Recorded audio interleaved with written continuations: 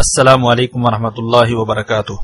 خطبہ عید الفطر مسجد نبوی ڈاکٹر عبد المحسن بن محمد القاسم حفظہ اللہ تعالی۔ موضوع رمضان کے بعد بھی ایمان کی مٹھاس، ترجمہ شفقت الرحمان، 1 شوال 1439 بمطابق 15 جون 2018۔ پہلا خطبہ۔ یقیناً تمام تعریف اللہ کے لیے ہیں، ہم اسی کی تعریف بیان کرتے ہیں، اسی سے مدد کے طلبگار ہیں اور اپنے گناہوں کی بخشش بھی اسی سے مانگتے ہیں۔ نفسانی اور برے اعمال کے شر سے اسی کی پناہ چاہتے ہیں۔ جسے اللہ تعالیٰ ہدایت عنایت کر دے اسے کوئی گمراہ نہیں کر سکتا، اور جسے وہ گمراہ کر دے اس کو کوئی بھی رہنما نہیں بن سکتا۔ میں گواہی دیتا ہوں کہ اللہ کے سوا کوئی معبود برحق نہیں، وہ تنہا ہے، اس کا کوئی شریک نہیں، اور میں یہ بھی گواہی دیتا ہوں کہ محمد صلی اللہ علیہ وسلم اللہ کے بندے اور اس کے رسول ہیں۔ اللہ تعالیٰ آپ پر، آپ کی آل اور صحابہ کرام پر ڈھیروں درود و سلامتی نازل فرمائے۔ حمد و صلاۃ کے بعد اللہ کے بندو، اللہ سے کما حقہ ڈرو اور خلوت و جلوت میں اسی کو اپنا نگہبان سمجھو۔ مسلمانوں، قدردانی اور کرم نوازی اللہ تعالیٰ کی صفات ہے۔ اللہ تعالیٰ اپنے فضل و کرم سے عبادت گزاروں کو عبادت کے اثرات دنیا میں بھی دکھا دیتا ہے تاکہ جنت کے وعدے لوگوں کے لیے سچے اور پکے ہو جائیں۔ ماہ رمضان میں لوگ رب العالمین کی رحمتوں اور نعمتوں سے خوب بہرہور ہوئے کہ ان کا اللہ تعالیٰ سے ناطہ استوار رہا، ان کی شرح صدر ہوئی، دل پاکیزہ ہو گئے تاکہ لوگ سارا سال اپنے رب کی عبادت پر ثابت قدم ہو جائیں، اور ایسی نعمتیں ہر شخص کو مل جائیں جو ان کا مقصود اور مطلوب ہے، جن کی بدولت دلی مسرت اور خوشی ملتی ہے۔ ساری مخلوقات ایسی نعمتوں کی تمنا کرتی ہیں، اور ان نعمتوں میں سے کامل ترین نعمت یہ ہے کہ انسان اسلام کا علم حاصل کرے اور پھر اس پر عمل پیرا ہو، کیونکہ مسلمان ہی دنیا، برزخ اور آخرت میں دائمی نعمتیں حاصل کریں گے۔ اللہ تعالیٰ کا فرمان ہے، بے شک نیک لوگ ہمیشہ نعمتوں میں ہوتے ہیں۔ سورہ الانفطار آیت 13۔ اللہ تعالیٰ دنیا میں مسلمانوں کی اسلام کے لیے شرح صدر فرما دیتا ہے، ان کی زندگی اسلام پر ہی گزرتی ہے اور وہ اسی سے روشنی حاصل کرتے ہیں۔ ہمارے باری تعالیٰ ہے، ایسا شخص جو پہلے مردہ تھا پھر ہم نے اس کو زندہ کر دیا، اور ہم نے اس کو ایک ایسا نور دیا کہ وہ اس کو لیے ہوئے آدمیوں میں چلتا پھرتا ہے۔ کیا ایسا شخص اس شخص کی طرح ہو سکتا ہے جو تاریکیوں سے نکل ہی نہیں پاتا؟ سورہ انعام آیت 122۔ پھر اللہ تعالیٰ نے انہی لوگوں کے لیے دنیا اور آخرت میں رحمت بھی لکھی ہے، چنانچہ فرمایا یہی لوگ ہیں جن پر اللہ تعالیٰ عنقریب رحم فرمائے گا۔ سورہ توبہ آیت 71۔ اللہ تعالیٰ نے انہیں دنیا میں سعادت اور اجر دونوں سے نوازا، لیکن آخرت کا اجر بہت عظیم اور بڑا ہوگا۔ اللہ تعالیٰ کا فرمان ہے، اچھے کام کرنے والوں کے لیے اس دنیا میں بھی بھلائی ہے اور آخرت کا گھر تو بہت ہی بہتر ہے، اور وہ پرہیزگاروں کے لیے کیا ہی اچھا گھر ہے۔ سورہ النحل آیت 30۔ دنیا میں اللہ تعالیٰ کی مسلمانوں پر سب سے بڑی نعمت یہ ہے کہ انہیں دین کی محبت عطا کی، دین کو دلوں کی زینت بنایا، اپنی اطاعت کی مٹھاس انہیں دی۔ اس طرح ان کا باطن بھی دینی عقائد اور حقائق سے پیراستہ ہو گیا، اور ان کا ظاہر بھی دینی احکامات کی تعمیل سے آراستہ ہو گیا۔ اللہ تعالیٰ کا فرمان ہے، اللہ تعالیٰ نے تمہیں ایمان کی محبت دی اور اس کو تمہارے دلوں میں سجا دیا ہے۔ سورہ حجرات آیت 7۔ اس لیے ہر وقت اللہ تعالیٰ کی جانب توجہ، انابت، اللہ تعالیٰ اور اس کے فیصلوں پر رضامندی فوری ثواب کا باعث اور دنیا کی جنت ہے۔ اللہ اور اس کے رسول پر ایمان سعادت مندی کا محور اور بنیاد ہے۔ دل میں ایمان کی مٹھاس اس بات کی علامت بھی ہے کہ اسلام دین حق ہے، جیسا کہ ہرقل نے ابو سفیان سے ہمارے نبی محمد صلی اللہ علیہ وسلم اور آپ کے دعوی نبوت کی صداقت کے متعلق پوچھتے ہوئے کہا تھا، میں نے تم سے پوچھا کہ کوئی اس کے دین کو قبول کرنے کے بعد متنفر ہو کر مرتد بھی ہوتا ہے؟ تو تم نے کہا نہیں، ایسا نہیں ہوتا۔ تو ایمان کی حقیقت بھی یہی ہے کہ جب ایمانی مٹھاس دلوں میں رچ بس جائے تو دل کبھی اس سے نفرت نہیں کرتا۔ متفق علیہ۔ اہل ایمان لوگوں میں سب سے اچھی زندگی گزارتے ہیں، ان کے حالات بہت اچھے ہوتے ہیں، ان کی شرح صدر ہو چکی ہوتی ہے، ان کے دل سب سے زیادہ مسرور ہوتے ہیں۔ اللہ تعالیٰ کا فرمان ہے، سن لو یقیناً اللہ کے دوستوں پر نہ کوئی خوف ہے نہ وہ غمگین ہوں گے، یہ وہ لوگ ہیں جو ایمان لاتے ہیں اور تقوی اپناتے ہیں۔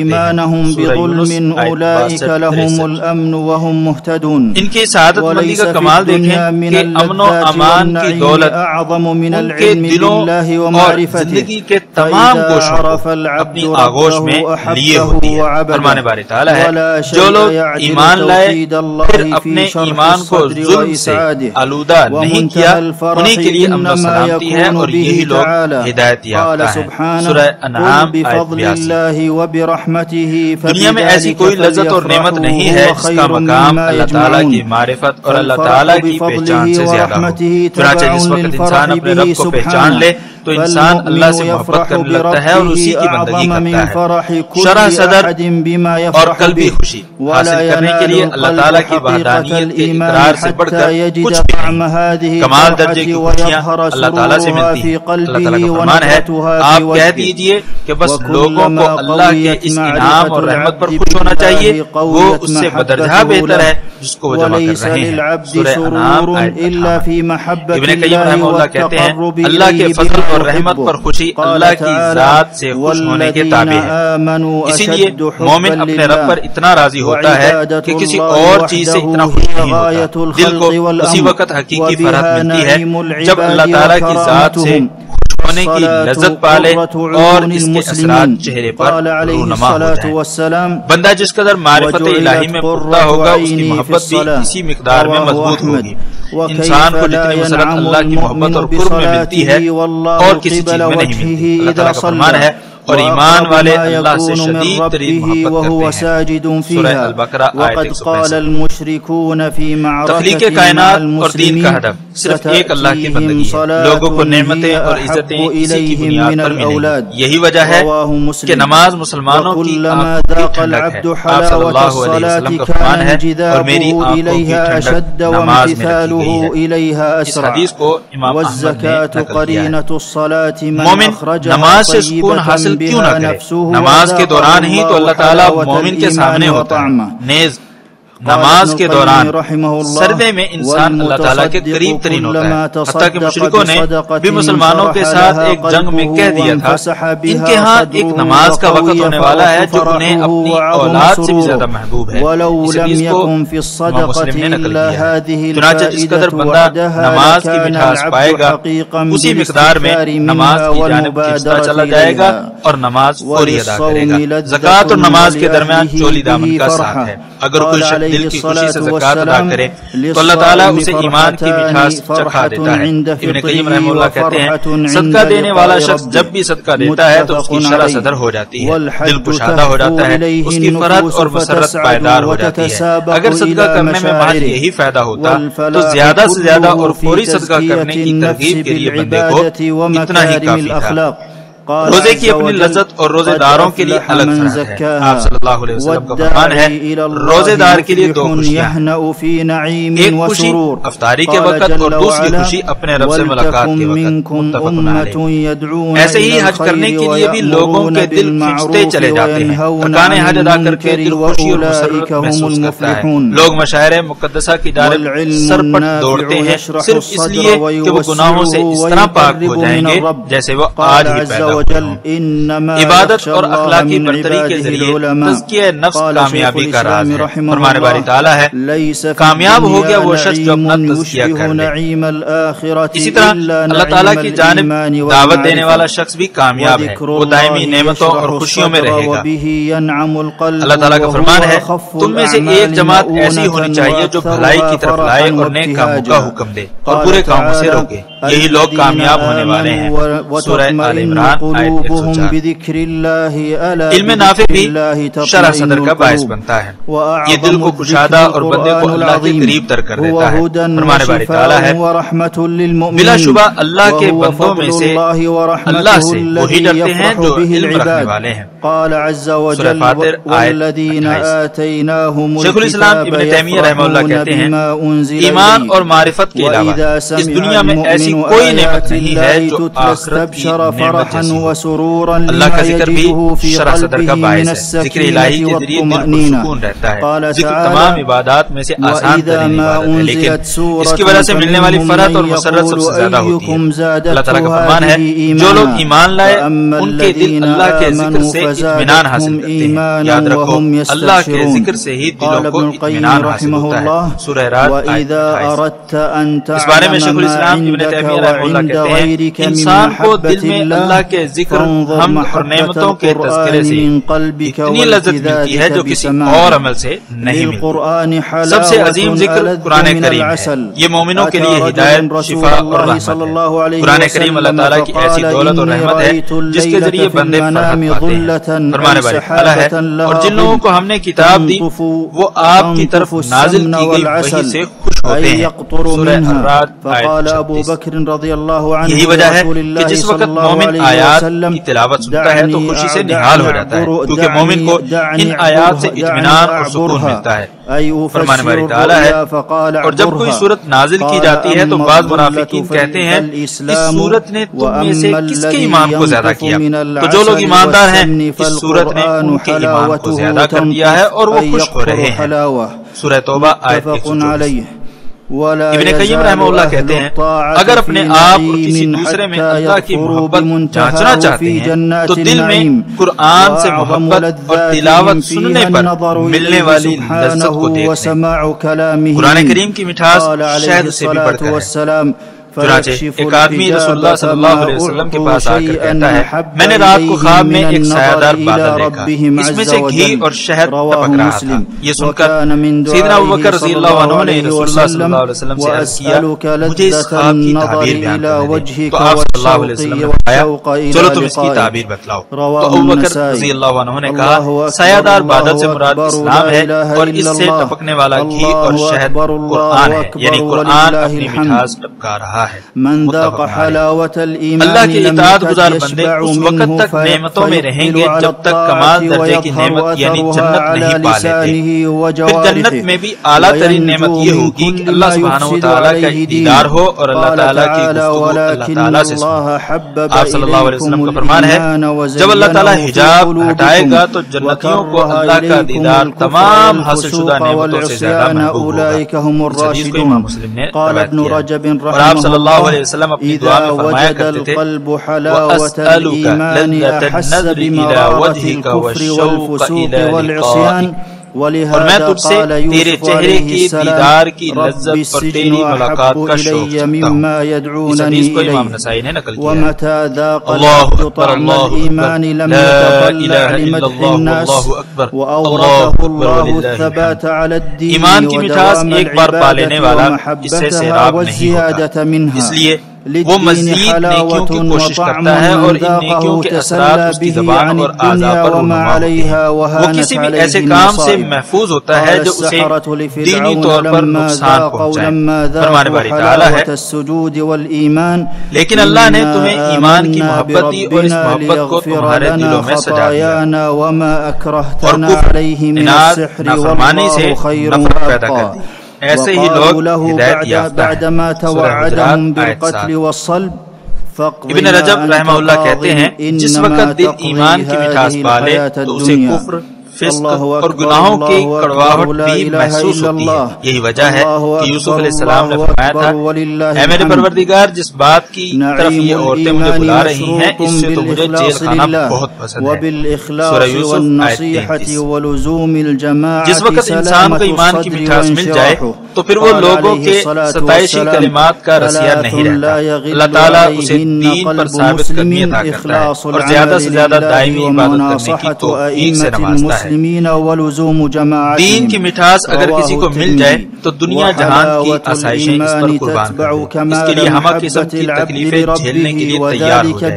جیسے جادوگروں نے ایمان کی مٹھاس پا لینے کے بعد فرعون سے کہا تھا ہم تو اپنے رب پر ایمان لے آئے تاکہ وہ ہماری خطائیں اور ہر اس کام کو معاف کر دے جس پر تو نے ہمیں مجبور کیا، اللہ ہی بہتر ہے وہی ہمیشہ رہنے والا ہے۔ سورہ طٰہٰ آیت 73۔ پھر جب فرعون نے انہیں قتل اور سولی چڑھانے کی دھمکی دی تو یہ بھی کہہ دیا تو جو کرنا چاہتا ہے کر لے، تو بس اس دنیا کی زندگی کا ہی خاتمہ کر سکتا ہے۔ سورہ طٰہٰ آیت 72۔ فرحه بدينه وعبادته أشد فرحا من كل شيء وحتى يكون أشد تسليما لربه ونبيه. قال عليه الصلاة والسلام: ذاق طعم الإيمان من رضي بالله ربا وبالإسلام دينا وبمحمد رسولا. رواه مسلم. رسول اللہ صلی اللہ علیہ وسلم کا فرمان ہے، تین چیزیں ایسی ہیں جن میں مسلمان کا دل کمی نہیں کرتا: اخلاص کے ساتھ اللہ کی بندگی، مسلمان حکمرانوں کی خیر خواہی اور ملت اسلامیہ کا التزام۔ اس حدیث کو امام ترمذی نے روایت کیا ہے۔ ایمانی حلاوت اللہ تعالیٰ سے محبت کے زیر اثر ہوتی ہے، یعنی جب یہ محبت کمال درجے کی ہو اور اللہ کے سوا کسی کی محبت دل میں نہ ہو تو ایمانی حلاوت ملتی ہے۔ آپ صلی اللہ علیہ وسلم کا فرمان ہے، تین چیزیں جس میں ہو وہ ان کے ذریعے ایمان کی مٹھاس پا لیتا ہے۔ اللہ اور اس کا رسول سب سے زیادہ بندے کے ہاں محبوب۔ آدمی کسی سے محبت کرے تو صرف اللہ کے لیے، اور کفر میں لوٹنا اس کے لیے ایسے ہی ناگوار ہو جیسے آگ میں پھینکا جانا اس کے لیے ناگوار ہے۔ متفق علیہ۔ بندے کو اس وقت اطاعت گزاری سے مانوسیت ہوتی ہے جب وہ اپنے دین اور اپنی عبادت پر سب سے زیادہ خوشی کا اظہار کرے۔ اللہ اور اس کے رسول کی سختی کے ساتھ اطاعت کرے۔ آپ صلی اللہ علیہ وسلم کا فرمان ہے، اس شخص نے ایمان کا ذائقہ چکھ لیا جو اللہ کو اپنا رب مان لے، اسلام کو اپنا دین مان لے اور محمد صلی اللہ علیہ وسلم کو رسول مان کر راضی ہو جائے۔ اس حدیث کو امام مسلم نے روایت کیا ہے۔ اللہ تعالیٰ سے دعا مانگنا اور حسن ظن رکھنا تمام بھلائیوں کا سرچشمہ ہے۔ اللہ تعالیٰ کا حدیث قدسی میں فرمان ہے، میں اپنے بندے کے ساتھ اس کے میرے بارے میں گمان کے مطابق معاملہ کرتا ہوں۔ قضا اور قدر پر ایمان رکھنے والا شخص سعادت مندی حاصل کرتا ہے اور ایمانی حلاوت اس کے بغیر حاصل نہیں ہوگی۔ چنانچہ عبادہ بن صامت رضی اللہ عنہ نے اپنے بیٹے سے کہا، میرے بیٹے تم اس وقت تک حقیقی ایمان کی مٹھاس نہیں پا سکتے جب تک تم یہ ذہن نشین نہ کر لو کہ جو کچھ تمہیں مل گیا ہے وہ تم سے چوک نہیں سکتا، اور جو چیز تمہیں نہیں ملی اسے تم حاصل نہیں کر سکتے۔ اس روایت کو ابو داؤد نے نقل کیا۔ ابراہیم حربی رحمہ اللہ کہتے ہیں، ہر قوم کے دانشور اس بات پر متفق ہیں کہ جو شخص تقدیری فیصلوں کے مطابق نہیں چلتا وہ کبھی بھی خوشحال نہیں ہو سکتا۔ انسان کی خوشحالی کا طریقہ یہ بھی ہے کہ جب اللہ تعالیٰ اسے نعمت سے نوازے تو شکر کرے، اگر اسے آزمائش میں ڈالا جائے تو صبر کرے، اور اگر اس سے گناہ ہو جائے تو استغفار کرے۔ کثرت کے ساتھ نوافل کی ادائیگی، صبر اور نماز کے ذریعے اللہ سے مدد کی طلب بندے پر نعمتوں کے دروازے کھولتی ہے۔ ایک حدیث قدسی میں اللہ تعالیٰ کا فرمان ہے، میرا بندہ نفل عبادت کے ذریعے میرا قرب حاصل کرتا رہتا ہے، یہاں تک کہ میں بھی اس سے محبت کرنے لگتا ہوں۔ اس حدیث کو امام بخاری نے روایت کیا ہے۔ اگر کسی کو یہ محسوس ہو کہ اس کی شرح صدر نہیں ہو رہی، نہ ہی اسے ایمان کی مٹھاس مل رہی ہے، نور ہدایت سے وہ محروم ہے، تو وہ کثرت کے ساتھ توبہ استغفار کرے اور ممکنہ حد تک اس کے لیے کوشش کرے، کیونکہ اللہ تعالیٰ کا فرمان ہے، اور جنہوں نے ہمارے لیے کوشش کی ہم ضرور انہیں اپنے راستے دکھائیں گے۔ سورہ عنکبوت آیت 69۔ نفس کو حرام کاموں سے روکنے پر ہی لذت اور سلامتی حاصل ہوتی ہے۔ حرام کاموں کی طرف نظر اٹھانا در حقیقت ابلیس کے تیروں میں سے ایک تیر ہے۔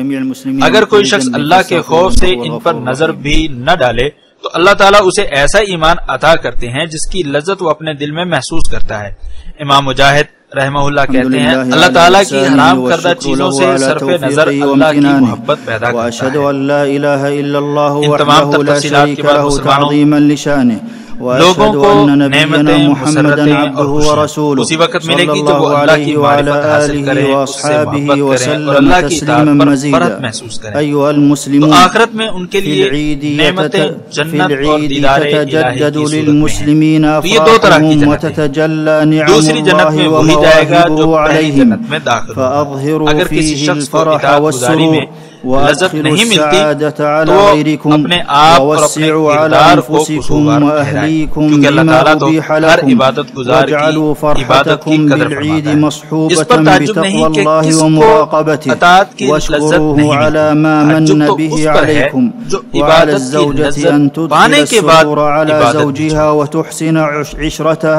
اعوذ باللہ من الشیطان الرجیم من عمل صالحا من ذکر او انثى وهو مؤمن فلنحيينه ربها بالحشمة والحياء والستر والعفاف وطاعته سبحانه. جو بھی مرد یا عورت حالت ایمان نیک عمل کرے تو ہم یقیناً اسے نہایت بہتر زندگی عطا فرمائیں گے، اور ان کے نیک اعمال کا بہتر بدلہ بھی انہیں ضرور دیں گے۔ سورہ النحل ومن أتم صوم الشهر وأتبعه بست من شوال فكأنما صام الدهر كله. عباد الله، إذا وافق العيد يوم الجمعة كهذا اليوم جاز لمن حضر العيد أن يصلي الجمعة أو أن يصلي ظهرا. ثم اعلموا أن الله أمركم بالصلاة والسلام على نبيه فقال في محكم التنزيل: دوسرا خطبہ، تمام تعریفیں اللہ کے لیے ہیں کہ اس نے ہم پر احسان کیا، اسی کے شکر گزار بھی ہیں کہ اس نے ہمیں نیکی کی توفیق دی۔ میں اس کی عظمت اور شان کا اقرار کرتے ہوئے گواہی دیتا ہوں کہ اللہ کے علاوہ کوئی معبود برحق نہیں، وہ یکتا اور اکیلا ہے، اور یہ بھی گواہی دیتا ہوں کہ محمد اللہ کے بندے اور اس کے رسول ہیں۔ اللہ تعالیٰ آپ پر اور آپ کی آل اور صحابہ کرام پر ڈھیروں رحمتیں، سلامتی اور برکتیں نازل فرمائے۔ مسلمانوں، عید کے دن مسلمانوں کی خوشیاں دوبالا ہو جاتی ہیں۔ اس دن اللہ کی نعمتیں اور عنایتیں عیاں ہوتی ہیں، اس لیے عید کے دن خوشی اور مسرت کا اظہار کریں۔ اپنے آپ اور اہل خانہ پر شرعی دائرے میں رہتے ہوئے دل کھول کر خرچ کریں۔ عید کی خوشی میں بھی تقویٰ اور اللہ کو مت بھولیں۔ اللہ کی عنایتوں پر اس کا شکر ادا کریں۔ بیوی پر لازمی ہے کہ اپنے خامند کو خوش و خرم رکھے، حسن معاشرت کا عملی پیکر بنے، اپنے بچوں کی بہترین انداز میں تربیت کرے، والد کا احترام سکھلائے۔ خواتین پر یہ بھی لازم ہے کہ حجاب، حیا، حشمت، عفت اور اطاعت الہی کے ذریعے رضائے الہی کی جستجو میں لگی رہے۔ ماہ اطاعت کے بعد اللہ کی نافرمانی سے تمام لوگ پرہیز کریں۔ مستقبل کے لیے بھی اللہ تعالیٰ سے کامیابی اور قبولیت مانگیں، کیونکہ رمضان نیکیوں کی بہار ہے تو اس کے بعد بھی نیکیوں کے مواقع ہیں۔ اللہ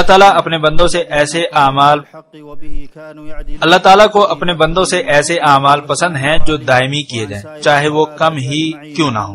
جو شخص ماہ رمضان کے پورے روزے رکھنے کے بعد شوال کے 6 روزے بھی رکھے تو گویا اس نے پورا سال روزے رکھے۔ اللہ کے بندو، اگر جمعہ اور عید اکٹھے ہو جائیں جیسے کہ آج ہوئے ہیں تو عید کی نماز ادا کرنے والے کے لیے جمعہ یا ظہر کی نماز دونوں میں سے ایک پر اکتفا کرنا جائز ہے۔ یہ بات جان لو، اللہ تعالیٰ نے تمہیں اپنے نبی پر درود و سلام پڑھنے کا حکم دیا اور فرمایا اللہ اور اس کے فرشتے نبی پر درود بھیجتے ہیں، ایمان والو تم بھی ان پر درود و سلام بھیجا کرو۔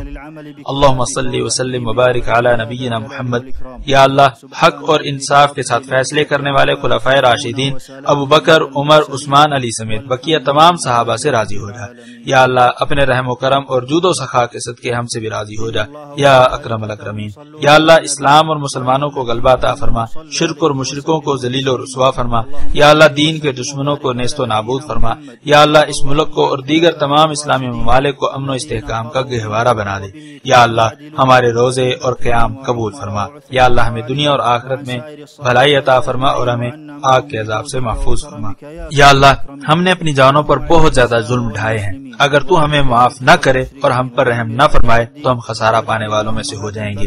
یا اللہ، ہمارے حکمران کو تیری رہنمائی کے مطابق توفیق عطا فرما اور ان کے سارے اعمال تیری رضا کے لیے مختص فرما۔ یا اللہ، تمام مسلم حکمرانوں کو تیری کتاب پر عمل کرنے اور نفاذ شریعت کی توفیق عطا فرما۔ یا ذوالجلال والاکرام، تیرا پروردگار اور رب العزت ان کی باتوں سے پاک اور مبرہ ہے۔ سلامتی ہو رسولوں پر اور تمام تعریفیں اللہ رب العالمین کے لیے۔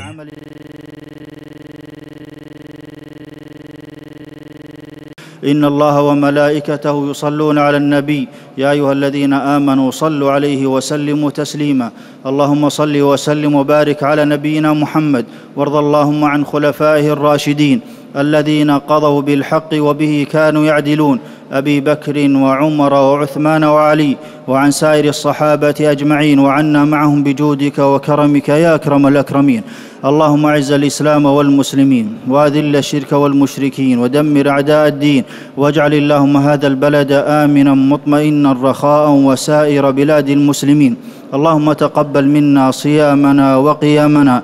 ربنا آتنا في الدنيا حسنة وفي الآخرة حسنة وقنا عذاب النار. ربنا ظلمنا أنفسنا وإن لم تغفر لنا وترحمنا لنكونن من الخاسرين.